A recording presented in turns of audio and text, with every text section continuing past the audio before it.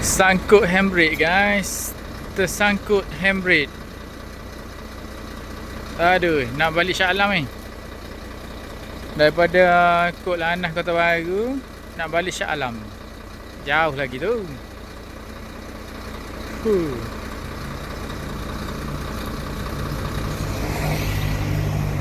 Sini tempat mati. Tempatnya mati.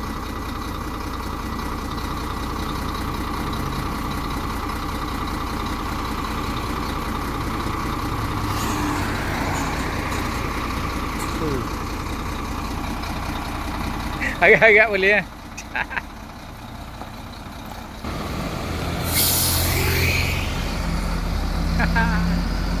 boleh ke?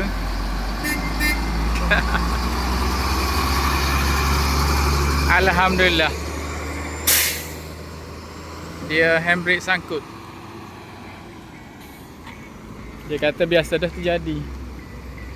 Sudah biasa terjadi.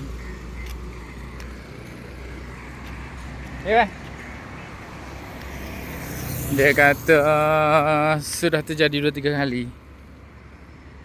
Berhenti, tarik handbrake, lepas tu nak jalan, lepas handbrake sangkut. Kesian. Jauh lagi tu nak balik Shah Alam. Sekarang ni dekat Kok Lanah. Kok Lanah guys.